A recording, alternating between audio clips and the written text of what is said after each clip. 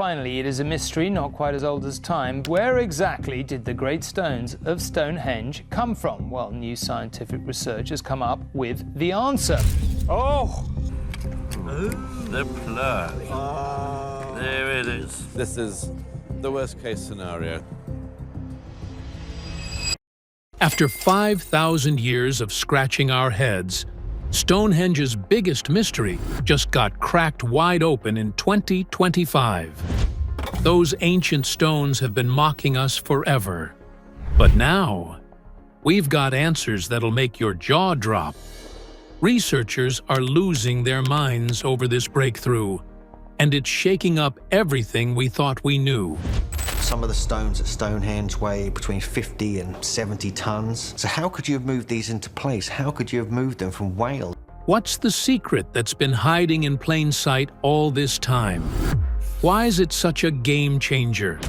Stick around, because this is the moment we've all been waiting for. And it's wild. Whoa! Whoa!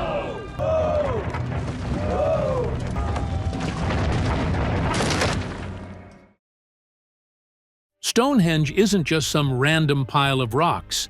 It's one of the most iconic monuments on Earth, sitting on Salisbury Plain in Wiltshire, England. Picture this: huge sarsen stones, some weighing 20 tons, standing like ancient giants in a circle, with smaller bluestones tucked between them. It's been there since around 3000 BCE, built by people who didn't even have metal tools.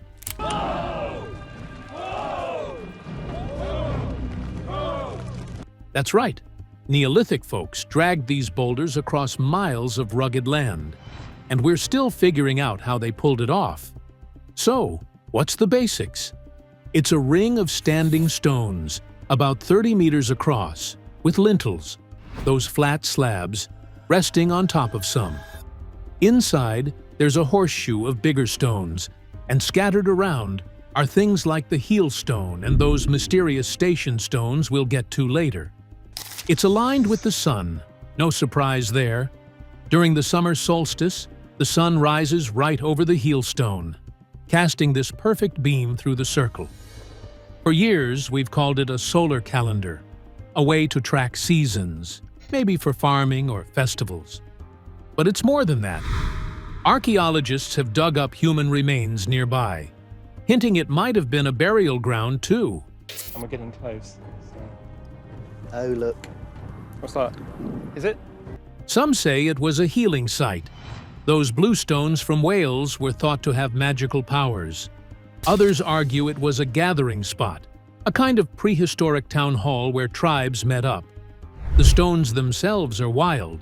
Sarsens from 25 kilometers away in West Woods, Wiltshire, and blue stones hauled 200 kilometers from the Preseli Hills in Wales. How'd they move them? Logs, ropes, sheer willpower. Your guess is as good as mine. What's crazy is how long it took to build. It wasn't one quick project.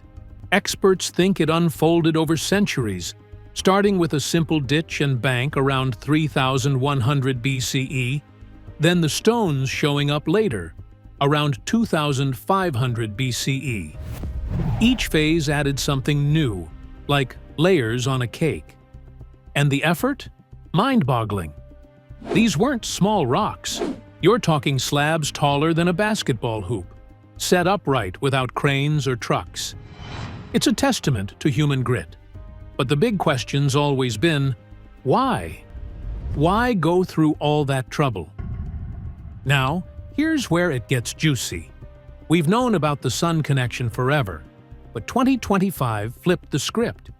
Turns out, Stonehenge isn't just about daylight. It's got a secret lunar side too. And to understand that, we need to dive into something called the Major Lunar Standstill. Trust me, it's worth sticking around for. Okay, let's talk about this Major Lunar Standstill thing. It's not as complicated as it sounds, but it's a game changer for Stonehenge. Picture the moon rising and setting every night. Most of the time, it follows a pretty predictable path across the sky. But every 18.6 years, something funky happens. The moon's orbit tilts to its max, making its rising and setting points stretch way farther north and south than usual. That's the major lunar standstill, a rare cosmic event that turns the night sky into a wider stage. Why does this even happen? It's all about the moon's wobble. See, its orbit isn't perfectly flat. It's tilted about 5 degrees compared to Earth's path around the sun.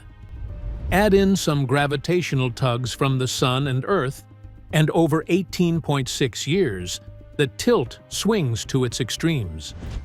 During a standstill, the moon hits these wild positions for about a year, peaking in the middle, like it did in January 2025. If you're watching from somewhere like Stonehenge, you'd see the moon pop up and dip down at points way beyond its normal range. It's subtle, but for ancient sky watchers, it must have been a big deal. Now, think about Stonehenge's station stones, those 4 markers forming a rectangle around the main circle. 2 are still standing, 2 are gone, but they've always been a bit of a mystery. Unlike the big sarsens, they don't scream, "Look at me," yet their placement feels deliberate. Researchers have wondered, could they line up with something? We've known the heel stone tracks the solstice sun, but what if these quieter stones were eyeballing the moon? That's where the 2024 to 2025 standstill came in clutch. From spring 2024 to mid-2025, scientists camped out at Stonehenge, watching the moon do its thing. They tracked every moonrise and moonset during the standstill season, especially when it hit those extreme spots. And here's the kicker. The station stones seem to match up with the moon's farthest points. Southernmost rises in the southeast, northernmost sets in the northwest. It's not a perfect bullseye every night, but over months, the pattern holds. Imagine standing there 5,000 years ago, seeing the moon frame itself against those stones. Chills, right? This isn't just about pretty views, though. The standstill happens so rarely, once in a generation, that it might have been sacred. Maybe it signaled rituals, or marked time in a way the sun couldn't. The sun's predictable. Solstices come every year. But the moon pulling this stunt every 18.6 years? That's special. It's like nature's version of a limited time offer. And for a culture obsessed with the sky, it could have been a moment to gather, reflect, or even bury their dead. Some graves near Stonehenge line up with those lunar directions too. Here's a fun fact to chew on. The last major standstill was in 2006, and the next won't hit until 2043. So, 2025 was our shot to test this theory live. Scientists from Oxford, Leicester, and Bournemouth universities, plus English Heritage, jumped on it. And their findings are what sparked the big "Mystery Solved" headline. But what exactly did they confirm? That's where the real juice is. Yeah, but actually it doesn't tell us anything we don't know, does it? I know, but isn't it nice? Fast forward to 2025, specifically March 15th, when I'm recording this, and the Stonehenge buzz is off the charts. Researchers have been at it since spring 2024, eyeballing the major lunar standstill like hawks. Picture teams from Oxford, Leicester, and Bournemouth universities, alongside English Heritage and the Royal Astronomical Society, huddled around Stonehenge with notebooks and cameras. Their mission? Prove once and for all if those station stones were set up to track the moon's wild swings. Spoiler, they did. The standstill peaked in January 2025, but observations ran from February 2024 to November 2025, catching every extreme moonrise and moonset. Why so long? Because the moon doesn't just hit its farthest points once, it dances around them for months. Scientists logged hundreds of nights, mapping where the moon popped up and sank against the horizon. And the station stones? They nailed it. The southeast stone lines up with the southernmost moonrise, and the northwest one catches the northernmost moonset. It's not a fluke. These alignments hold up over the standstill's cycle, tying Stonehenge to the moon in a way we'd only guessed at before. Dr. Amanda Chadburn from Oxford called it a once-in-a-generation chance to test this. Clive Ruggles from Leicester University was out there too, noting how the stones frame the moon like a prehistoric viewfinder. We archaeologists are only confident in one alignment at this monument, and that was the main axis that you see here. Jennifer Wexler from English Heritage said, "It's like the monument's been whispering this secret for millennia. We just had to wait for the right lunar moment to hear it." By mid-2025, their data was solid. Stonehenge wasn't just a sun worshippers' hangout, it was a lunar observatory too. This dual alignment, sun and moon, is huge. We've known about the solstice link forever, but adding the lunar standstill means the builders were tracking two cosmic clocks. That's next-level smarts for 5,000 years ago. They didn't have telescopes or calculators, yet they figured out a cycle that takes nearly 2 decades to repeat. How? Maybe they watched the sky for generations, passing down notes on bark or stone, or maybe they just got lucky. But come on, this feels too precise for a happy accident. What's wilder is how this fits the timeline. The standstill started making waves in 2024, with articles from The Guardian and CNN hyping it up. By early 2025, the peak hit, and researchers had enough to say, "Yep, this is it." The announcement, Stonehenge's mystery solved, likely dropped around now, March 2025, as their studies wrapped up. It's not just about lines on a map, though. This changes the story. Suddenly, Stonehenge isn't a one-trick pony. It's a monument juggling solar and lunar rhythms, maybe for rituals we can barely imagine. Think about it.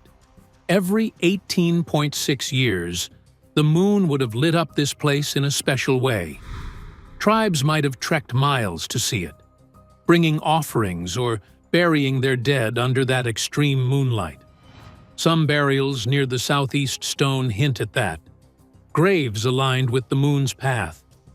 It's almost poetic, right? The sun for life, the moon for something deeper, maybe death or renewal. And in 2025, we finally caught on. This isn't without debate, though. Some skeptics say the alignments could be coincidence. After all, stones can line up with lots of things if you squint hard enough. But the standstill's rarity and the data's consistency make that a tough sell. For most, this is the answer we've been chasing. Stonehenge's purpose, at least part of it, was lunar too. Let's shift gears and talk about the stones themselves, because getting them to Stonehenge was no picnic. These aren't pebbles you'd kick around. The sarsens, those big gray beasts, weigh up to 20 tons and stand 7 meters tall. The blue stones are smaller, sure, but still a hefty couple of tons each. And the altar stone? A 6-ton slab that's been lying there like a silent VIP. Where'd they come from? And how'd they end up in a field in Wiltshire? Start with the sarsens. Back in 2020, a Scientific American study pinned their home to West Woods, about 25 kilometers north of Stonehenge. Researchers matched their chemical makeup, like a stone DNA test, to that spot. It's a woodland area, not too far, but dragging 20-ton rocks over hills and rivers? That's a workout. They likely rolled them on logs, maybe used sledges greased with animal fat. Picture dozens of people sweating it out, hauling these giants inch by inch. It's not glamorous, but it worked. Then there's the blue stones, smaller, with a bluish tinge when wet. These came from the Preseli Hills in Wales, 200 kilometers west. That's a trek across mountains, valleys, maybe even water. Archaeologists think they moved them around 2500 BCE, possibly by raft along rivers or the coast. Why so far? Some say the stones were sacred, tied to healing myths. Others reckon it was a flex, showing off power by hauling rocks from enemy turf. Either way, it took guts and a lot of rope. The altar stone's the real curveball. In 2024, a nature study from Curtin University traced it to northeast Scotland, the Orcadian Basin, 750 kilometers away. That's farther than anyone thought. How'd they get a 6-ton slab across half of Britain? Overland, it's a nightmare. Forests, bogs, no roads. By sea, it's risky. Think rickety boats battling waves. Maybe it was a gift or a trophy, but it screams effort. This wasn't a weekend project. It was a mission. Here's a quick rundown. Saracens from Wiltshire, blue stones from Wales, altar stone from Scotland. 3 corners of ancient Britain, all meeting at Stonehenge. Why mix and match? Some say it was unity. Tribes coming together, each bringing their piece. A 2024 Daily Mail piece called it a symbol of British integration, like a prehistoric peace treaty carved in stone. Others think it's practical. Different rocks for different jobs, sarcens for structure, blue stones for meaning. The logistics alone boggle the mind. No wheels, no beasts of burden, just human muscle and clever tricks. They dug holes, tipped the stones in, then levered them upright with counterweights. Lintels got hoisted up ramps or lifted with ropes. It's engineering without the fancy tools, and it held up for 5,000 years. Next time you're lifting groceries, think about that. So, we've got sun alignments, moon alignments, stones from everywhere. What was Stonehenge really for? It's like the Swiss Army knife of ancient monuments, doing a bit of everything. The 2025 lunar breakthrough adds a layer, but it's not the whole picture. Let's piece it together and figure out why these Neolithic builders went all out on this cosmic combo. First, the sun. That solstice alignment's no secret. Every June, the sun rises over the heel stone, dead on through the circle. It's a spotlight moment, perfect for marking midsummer. Maybe it was about farming, knowing when to plant or harvest, or festivals. Imagine hundreds gathered, cheering as dawn broke.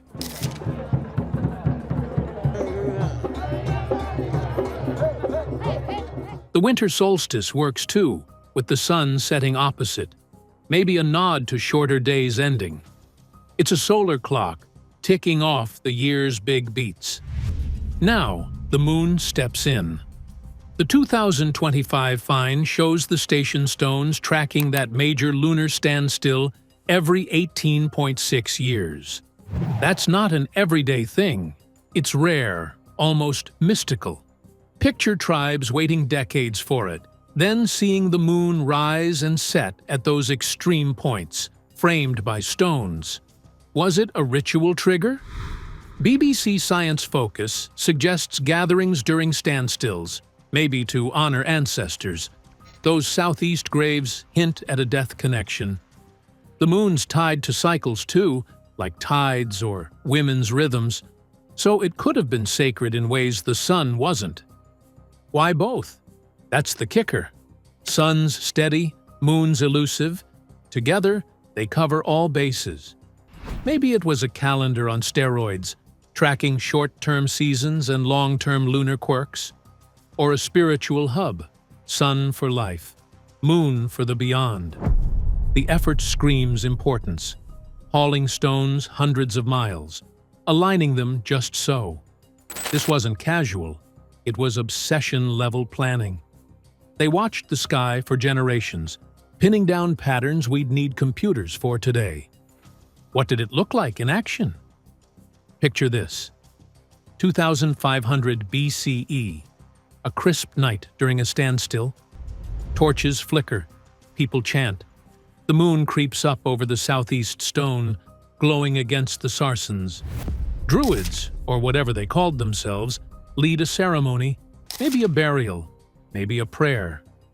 Then, months later, the solstice sun blazes through, and the crowd's back, celebrating daylight.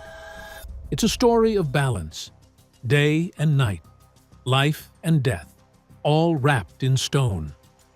Could it be more? Some say unity.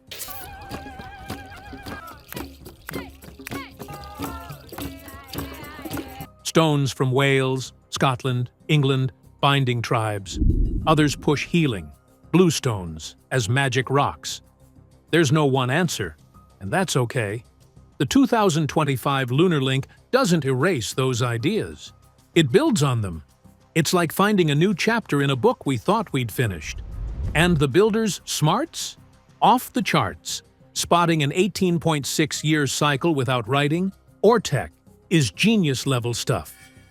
Here's a thought. What if it was all of it? Calendar, temple, meeting place. A multi-tool for a world where sky and survival were everything. The lunar standstill might have been the rare glue, pulling people together when it hit. Ever wonder what they'd think of us gawking at it now? All right, 2025's lunar bombshell has us hooked. But Stonehenge isn't spilling all its secrets just yet. It's like that friend who drops a crazy story, then walks off smirking.